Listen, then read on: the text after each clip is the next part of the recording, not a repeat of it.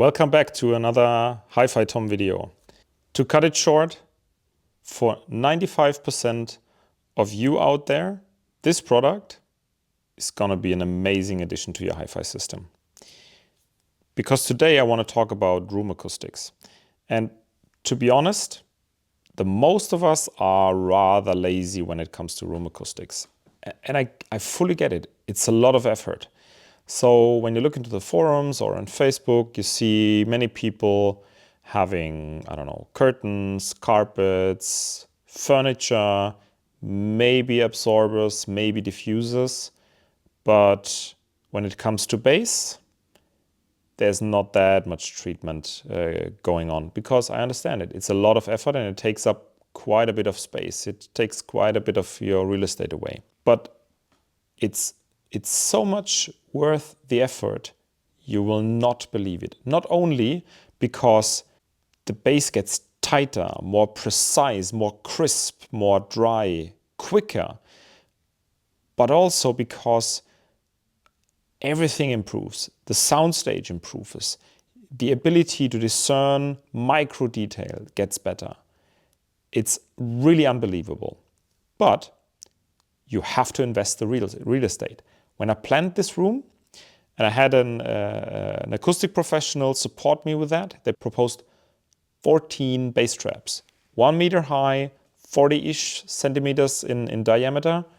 So this would have taken significant amounts of real estate to properly treat the room. And from the reverb time that they calculated with the bass traps, I would have been nowhere near where I actually want to be. And this is where PSI Audio comes into the equation, because together with 2 Swiss universities, they developed these bad boys here, which are called active velocity acoustic absorbers.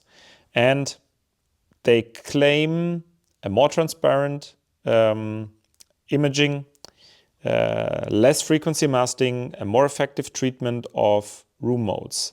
Without any manual calibration, without any constructive measures, they are effectively and in a meaningful way to be integrated into existing living and listening rooms.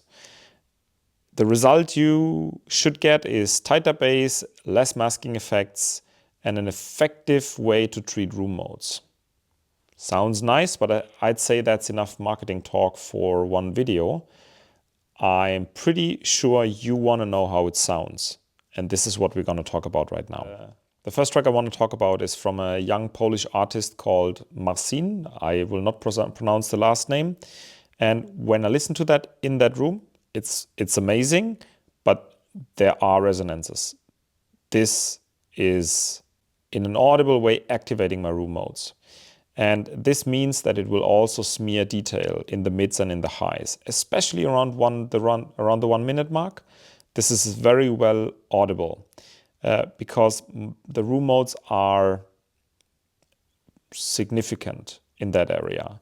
And for example, when he taps on the guitar or when he plays the details and then there's this significant, this substantial bass, this is really being smeared. And you only recognize that. I was happy with the room before, but when I activated these things here, it got so much tighter, so much more precise. I could discern more details of the play in his guitar, but also the tapping on the guitar that he does got crisper.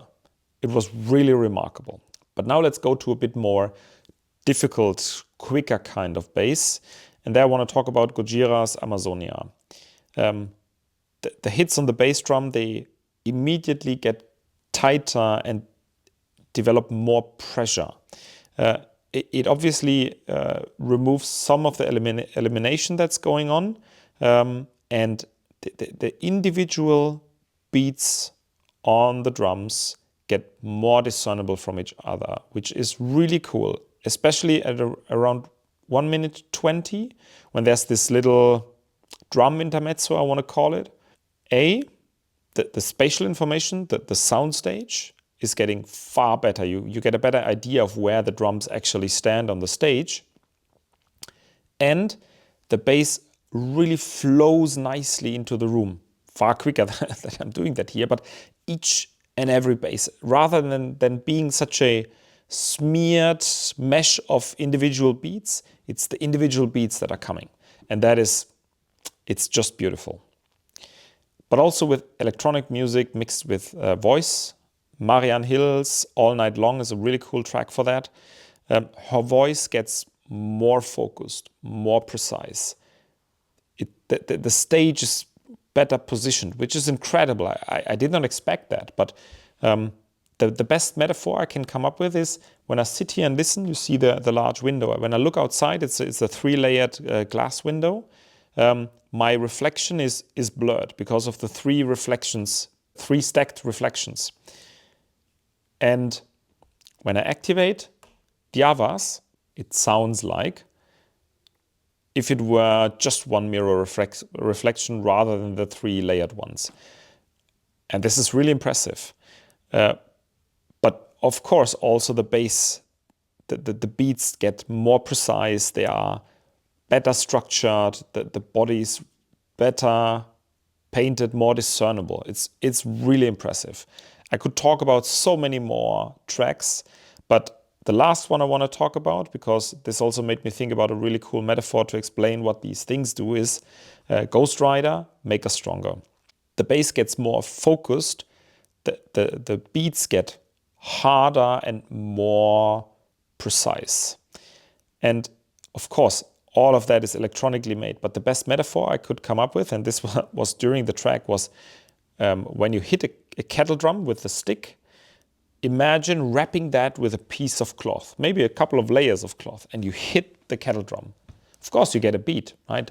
But it's going to be softer. It's going to be less contoured. It's going to be less precise than if you remove the cloth and then beat the membrane. And this is exactly the effect of the PSIs. And maybe let's look at the product itself a bit. It's okayish heavy. It's either 11 or 14 kilo. I can't remember it. It's a very solid metal construction. Also, the grill here is a nice metal to protect the membrane. In the back, you have the connector here for the power cord. You have an on-off switch. And then you have 2 buttons where you can control the gain in case you don't want to do that. And I wouldn't know a reason why. In case you don't want to do that via Wi-Fi, which is working really well. If I would have one criticism and 2 ideas.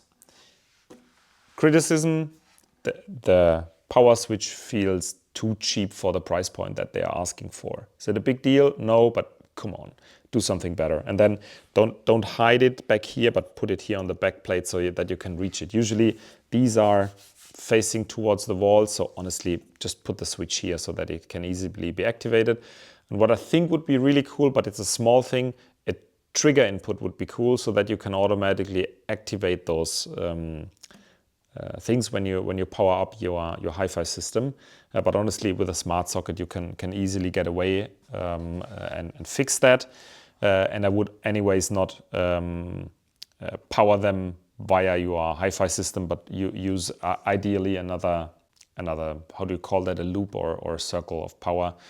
So at least use another outlet and don't go on the same outlet as your hi-fi system. But what is that actually? It's an active bass trap, and it's basically an active membrane absorber. And if you know what a membrane absorber is, that is one. I built that myself. It's a membrane that has a resonance frequency and dampens bass or absorbs bass. It's that simple. But I built that thing and I tried to tune it for a specific frequency based on literature research that I did and with my quote-unquote amazing woodworking skills that I have. Didn't turn out too bad, also not perfect, but I put it here in the room and it has had a very minute, very minor effect. These things are actually amazing. The key room mode, the key issue that I have in the room is 35 Hertz. To position them, you use tracks that just play a bass note. And I will link an album that is amazing for that purpose here in the description. You need to know which modes are the worst, and then you position them here in the following way. You play the track, 35 Hertz in my case, and then you walk around in the room and you find where it's the loudest. Be careful, you shouldn't walk upright, but you should actually crawl to have your ear on the height of the AAVA, so that you really have the 35 Hertz resonance in the room where you want to position them. And the reason for that is because room modes are not only working vertically but also horizontally, so you also need to find the right height where to put them. You could in theory also put them on the wall. There's a bracket available if you can mount them, if your wall is sturdy enough and you don't kill yourself by throwing it on your head when it then drops from the wall at some point, because they are quite heavy. When I put them there and I activated one of them, I was able to reduce the 35 Hertz room mode by 5 decibels. That is remarkable. That's a lot. Plus, the RT60, the reverb time, reduced in some areas up to 300 milliseconds. That is amazing. I mean, you would need so much acoustic treatment in order to achieve that. Traditional passive acoustic treatment.